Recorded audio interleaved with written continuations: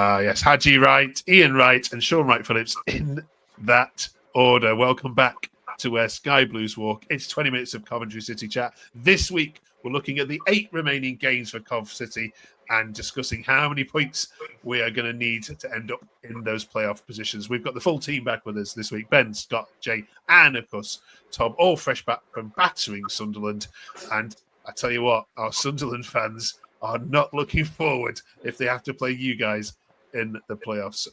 Thanks for joining us. Do drop us a quick subscribe and a like if you haven't yet already found the channel. We're going to look at some tweets in a second, but let's get straight into these fixtures, shall we? Ben, the home games. Let's go straight into these home games. We've got Burnley at home, Portsmouth at home, West Brom at home, and Middlesbrough at home. How many, Ben, out of 12 are we getting from them? Well, if we play like we did on Saturday, we can beat anyone at home. But it just depends which Cov turns up, to be honest. I fancy us to beat anyone at home. Realistically, though, I'd say we just scratch Burnley. Hopefully, Middlesbrough don't have anything to play for. Portsmouth, they'll be in a similar position. And who's the other one? That's it, isn't it? There's only 3 left, isn't there? West Brom. So West Brom. I mean, the big one. That'd be a tough one, but it's a big one. It's a 6-pointer, isn't it? So hopefully we can get the job done. But it just depends which team turns up for us. Yeah, Jay, let's look at the away fixtures then, which look favourable after this next one. Of course, Sheffield United coming up after the international break, then away at Hull, away at Plymouth, and away at Luton to finish off with. That's not a bad run of fixtures, is it? So it's very good, to be honest with you. I think Sheffield United have been struggling a little bit. I know they're winning a lot of games, but they seem to be struggling. They seem to be scoring a lot from very little shots. They're not creating too much and scoring goals. So if we can sort of nullify that off from them, we should be fine. I fancy us nicking the points there, to be honest with you. The other games, I think you're looking at them and they're all very winnable. The away form from some of those teams are not fantastic at all. So I personally think that once we get past these 2 hard games, Sheffield United and Burnley's the one that I'm sort of still a little bit worried about. I think we should be fine. We should be going into those final few games with a lot more confidence. And I hope the whole matter of getting to playoffs will be in our hands rather than sort of us chasing any particular teams at all. Yeah, I think you'd be wise not to play Bassett in this next game, given what our Sheffield United fans were. You won't even be on the bench. Talking about, yeah. He's had his call up, hasn't he? He can be a cheerleader for the side. Tom, we asked AI to predict where the whole league will look like at the end. This is what it said for Coventry. They have you 5th on 74 points. So you'd absolutely take that now, wouldn't you? Oh, 100%. That's what I think as well. I think we're going to come 5th. I mean, I'd snap anyone's arm off for that if you asked me months ago when we were 2 points above relegation before Lampard came in. I'd have been like, no chance. So unbelievable turnaround. And yeah, I see us coming 5th and playing Sunderland and hopefully winning over 2 legs. And I think Burnley in the final. But I might be getting too carried away. There's still 8 games to go. So, but that seems realistic for me at the moment. Yeah. I had a go at it as well. I did put you 6, 9. But yeah, so that's, oh, come on. I'd put you up there. Have a heart. So I don't want to play Burnley. Yeah. No. Scott, the feel-good factor is, I mean, you've been a Coventry fan I was going to say a long time then, but I'll be respectful. A long time. You're right. Yeah. I mean, there just seems to be something really good happening, not just on the pitch, but around the grounds. There's so many well-wishers of Chelsea and Everton, as we've said before, wishing Coventry well. And actually, just football fans in general want Coventry to go up, more so than they want to see Burnley and Sheffield United back in the Premier League. First of all, do you pick up on that? And just can you quantify kind of the feel-good factor at the moment? Oh, definitely. I think certainly Saturday and, well, I guess probably since Frank's been in, and more so in the last couple of home games, the atmosphere and the crowd. You can see obviously the crowd numbers going up to 30,000 for back-to-back since 1970 or something. I saw for the first time we've done that. As you know, everybody's wearing a shirt. All the new stuff that's coming out, you're seeing somebody wearing it within a day or two. Whether it's the old retro stuff or the kit, it's just all over the place, and the stuff coming out online all over the place.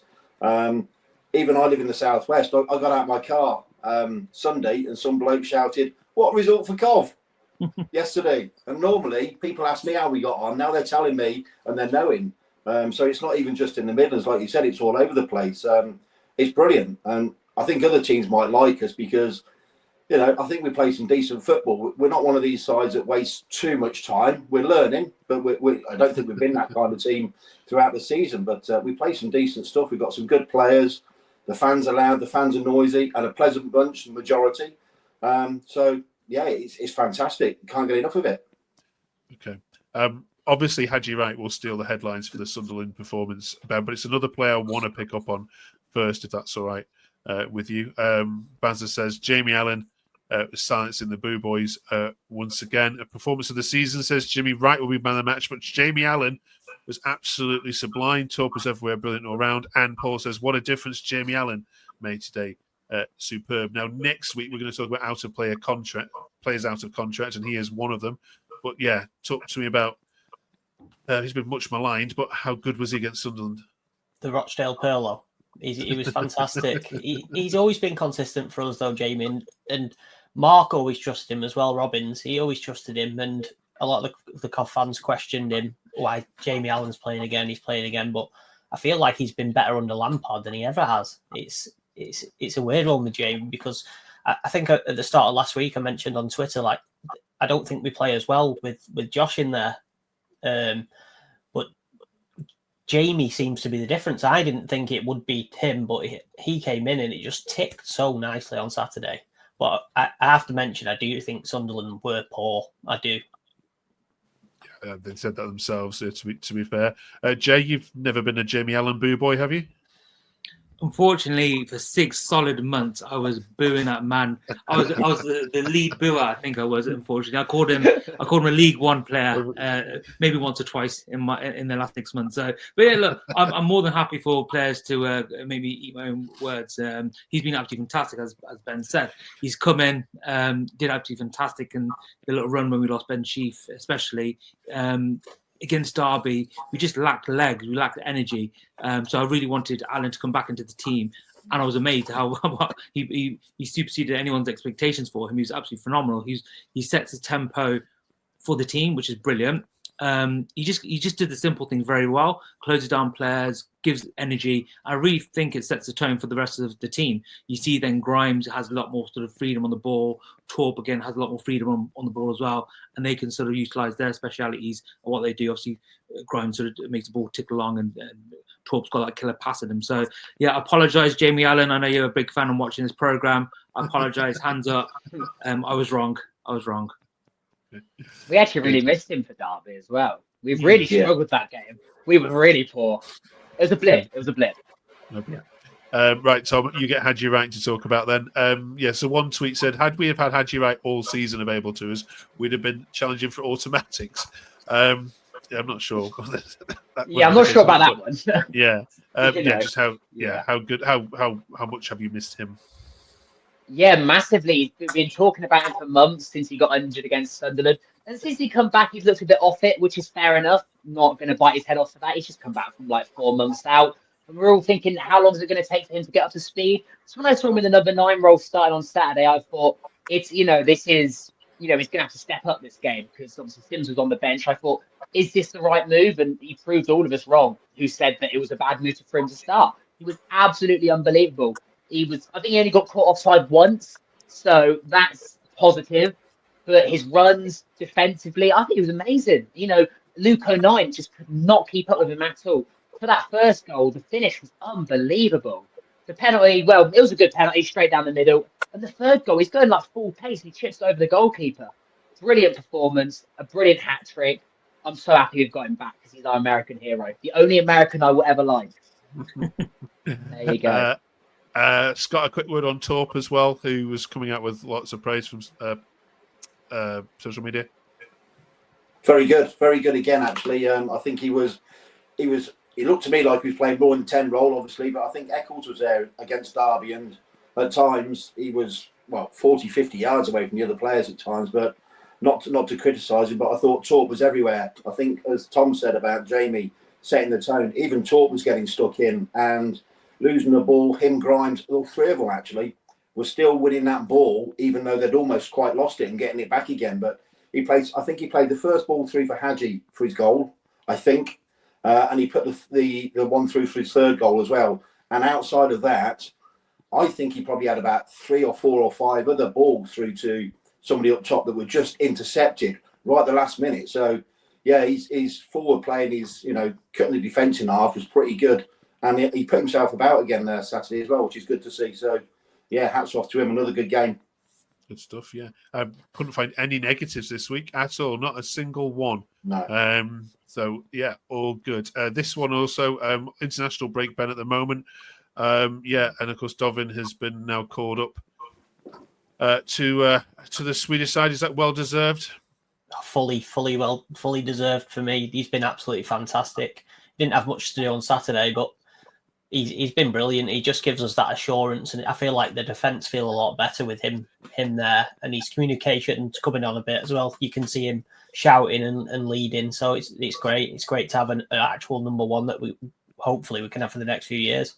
Yeah. We can't leave this particular pod without any kind of moan. So come on, somebody give me something. What were you not happy with? Were the burgers too cold? Was the music too loud? Come on, we need something. It was Dobbin's worst game on Saturday. He didn't have to do anything. That's my negative. Right. It's not even a negative, but I can't think of anything bad to say. Honestly, first game in weeks. No one said anything about Dobin because he didn't have a lot to do. Exactly. I can't think of one bad thing to say. Actually, you know what? I will say one bad thing. Sunderland away fans were poor. That's what I'll say. They were shocking. They're like, no, I'm coming at another team here, but for me, Tim Pot fans, because people go on about them, top 2, top 3 fan base. They sell out and they can be noisy, but on Saturday, I didn't hear a peep from them. So they got hammered. Yeah, they were very. In fairness, from minute one, they had nothing to sing about because it was a 90-minute game. Dominant. And they've got nothing to really play for at the moment, do they? Either because they're going to get playoffs. So well, it's like you at Deepdale, isn't it? They've been there the last 8 years and got absolutely nothing. You've been to Deepdale and know that you're probably going to walk away. So yeah, in their defence, right? No negatives about Coventry. Right? I'm sure somebody in the comments will find something to moan about. Let us know. Next week we're talking about the players out of contract, who gets in, who gets out. And who do we say thank you very much for your time? Join us, of course, for that and have a very enjoyable international break if you can. Can't wait for Championship football to be back next Friday when we visit Bramall Lane. See you then.